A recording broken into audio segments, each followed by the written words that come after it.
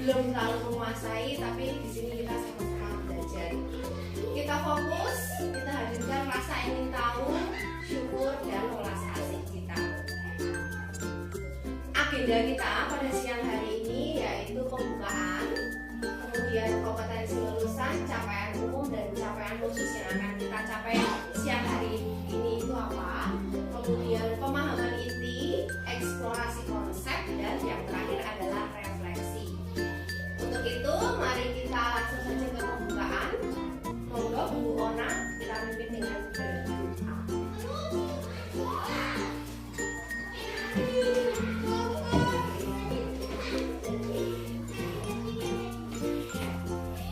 Mari teman-teman kita berdoa dalam nama Bapa dan Putra dan Roh Kudus. Amin. Bapa yang Maha Baik, terima kasih atas berkat-Mu setengah hari ini. Kami bersyukur untuk segala karunia yang telah Kau limpahkan kepada kami, Bapak Ibu Guru SD Kanisius Kalasan. Kami mohon berkat-Mu pada siang hari ini. Semoga dalam acara pada siang hari ini dapat berjalan dengan baik dan lancar dari awal hingga akhir nanti karena penyertaan-Mu. Doa yang jauh dari sempurna ini kami serahkan di dalam nama Putra-Mu yang terkasih, Tuhan kami Yesus Kristus. Amin. Dalam nama Bapa dan Putra dan Roh Kudus. Amin. Terima kasih Bu Ona yang telah memimpin doa. Sama-sama Bu ya. Pembukaan kegiatan kita pada siang hari ini. Baik teman-teman, acara selanjutnya adalah sambutan dari kepala sekolah. Itu kepada Ibu Dewi, waktu dan tempat kami persilakan. Bapak Ibu yang terkasih di dalam Kristus, terima kasih waktunya untuk saya memberikan sambutan di siang hari ini. Terima kasih Bu Yanti yang pada hari ini akan melaksanakan pengimbasan untuk kita teman-teman guru. Pengimbasan yang keempat, 14 yaitu budaya positif. Kami berharap teman-teman yang lain tergerak untuk mengikuti guru penggerak sehingga nantinya sekolah di SD Kanisius Kalasan itu makin baik, makin merdeka belajar, dan harapannya budaya positif ini nanti benar-benar dapat kita laksanakan di SD Kanisius Kalasan. Saya yakin hal ini sangat baik untuk kita lakukan. Mari kita bersama-sama bersemangat untuk melaksanakan Merdeka Belajar di tahun yang akan datang, tahun 2023. Tetap semangat teman-teman, Tuhan memberkati. Kompetensi lulusan di modul 1.4 ini adalah yang pertama, guru memahami pentingnya mengetahui kebutuhan belajar dan lingkungan yang memfasilitasi seluruh individu di sekolah agar dapat meningkatkan kompetensinya secara aman dan nyaman. Berikutnya, guru mampu menggerakkan komunitas sekolah untuk bersama-sama mengembangkan dan mewujudkan visi sekolah yang berpihak pada murid dan berlandaskan nilai-nilai kebajikan universal. Memahami konsep pendidikan menurut Ki Hajar Dewantara dihubungkan dengan konsep budaya dan lingkungan positif di sekolah yang berpihak pada murid, melakukan evaluasi dan refleksi tentang praktik disiplin dalam pendidikan Indonesia secara umum. Nah, berikutnya pertanyaan pemantik. Setuju atau tidak setuju nih teman-teman? Hukuman dapat mendisiplinkan anak. Setuju tidak? Setuju. Setuju. Alasannya apa? Kalau yang tidak setuju boleh. Bu Angel tidak setuju, nanti berikan alasannya. Coba yang setuju Bu Ulan sama Bu Ona ya tadi ya? Iya. Iya. Alasannya apa Bu Ona dan Bu Ulan? Supaya sebuah hukuman itu tidak menjadi beban untuk anak. Kalau hukuman itu justru menjadikan anak-anak lebih baik, Lebih disiplin. lebih baik. Ya, itu pandangannya Bu Ona. Bu Ulan setuju? Setuju asal hukuman itu tidak berupa hukuman fisik. Itu Karena hukumannya supaya anak itu jera dengan cara yang anak, bukan dengan cara dewasa begitu ya. Iya, betul. Silakan Ibu Hesti. Ada 5 posisi kontrol: penghukum, pembuat rasa bersalah, teman, sebagai pemantau, atau sebagai manajer. Teman-teman, di sini nanti kita akan belajar apakah posisi kita selama ini kepada murid-murid, kepada anak didik kita itu sebagai penghukum yang sukanya menghukum tanpa melihat alasan si anak, atau sebagai pembuat rasa bersalah. Pembuat rasa bersalah itu seperti kamu kok berbuat seperti itu toh, gara-gara kamu toh aku dimarahin sama teman, sama guru, gara-gara kamu toh saya dimarahin sama atasan, sama kepala sekolah. Jadi anak-anak merasa bersalah dulu.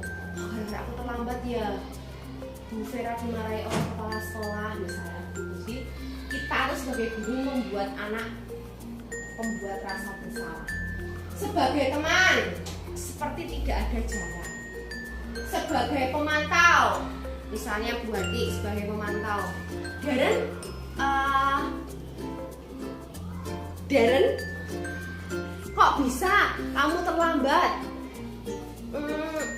Peraturannya apa? Kalau di kelas ada peraturan ya Bapak Ibu ya.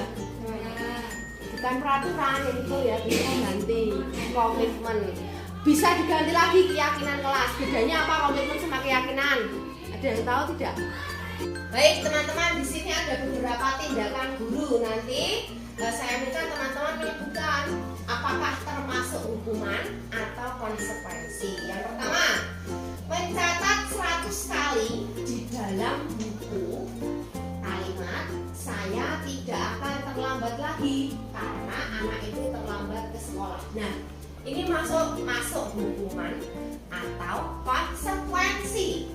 Ayo, hukuman atau konsekuensi? Hukuman atau konsekuensi? Mantap. Hukuman. Lanjut. Nanti ya kita bahasnya nanti. Lari mengelilingi lapangan basket 2 kali karena terlambat hadir di sekolah. Hukuman atau konsekuensi? Murid diminta untuk push up 15 kali karena tidak menggunakan masker di sekolah. Oke, menggantikan kertas tugas teman yang telah dicoret-coret. Konsekuensi. Membersihkan tumpahan air di meja tulis karena tersenggol pada saat belajar. Konsekuensi. Murid disuruh untuk mengenakan sepatu seharian di sekolah karena tidak mengenakan sepatu hitam.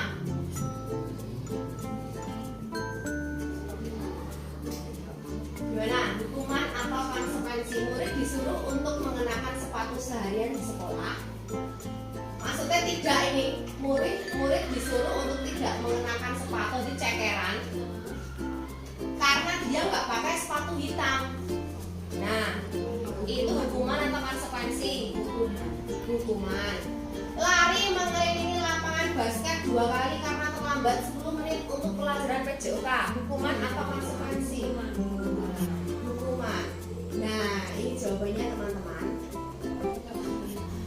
Mencatat 100 kali itu termasuk hukuman. Ya toh? Lari mengelilingi lapangan basket itu juga hukuman. Kemudian murid diminta push up, hukuman. Menggantikan kertas tugas teman yang telah dicoret-coret, konsekuensi. Membersihkan tumpahan air, konsekuensi. Murid tidak mengenakan sepatu seharian, hukuman. Lari mengelilingi lapangan basket 2 kali karena terlambat, konsekuensi. Adakah yang bisa menjelaskan bedanya hukuman dan konsekuensi dari pernyataan ini? Ada yang mau berpendapat bedanya apa? Ada yang tahu? Bu Angel, gimana pendapatnya Bu Angel? Kalau menurut saya hukuman itu tidak semata-mata tidak mendisiplinkan. Walaupun satu sisi tujuannya untuk mendisiplinkan anak, tapi satu sisi juga kalau tujuannya untuk mendisiplinkan anak malah menjadi beban tersendiri atau tekanan bagi anak. Oh, berarti pressure, tekanan bagi anak. Oke, terima kasih teman-teman yang sudah berpendapat. Nanti kita lihat bersama apakah hukuman itu dapat mendisiplinkan anak atau tidak. Nanti ada penjelasan masing-masing. Kemudian yang kedua, pemberian hukuman dengan hal positif seperti membaca atau membersihkan halaman sekolah dapat meningkatkan disiplin anak. Setuju tidak? Teman-teman, setujukah atau tidak? Yang membersihkan halaman sekolah tidak setuju. Kalau yang membersihkan halaman sekolah tidak setuju, kenapa?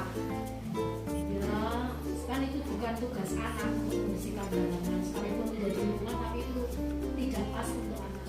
Iya. Tapi Menu membersihkan, oh ya ada Pak penjaga ya, Iya. Pak Bon bukan kebersihan. Tapi menjaga kebersihan adalah kewajiban seluruh warga sekolah. Ya, berikutnya memberi penghargaan dapat meningkatkan motivasi belajar anak. Setuju tidak? Setuju. Ada yang tidak setuju? Oke, mari kita belajar bersama. Kita masuk ke modul.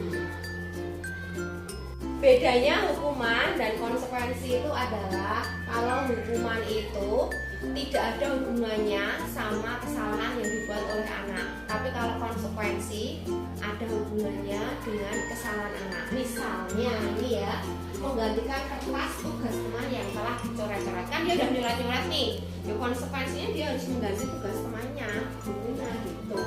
Nah, terus kalau hukuman mencatat 100 kali dalam buku, kan dia yang terlambat itu kan tindakannya dia terlambat. Ya tidak ada hubungannya sama tulis di buku, kan hanya memberi rasa capek saja loh. Dia tidak bermanfaat. Jelas ya? Oke.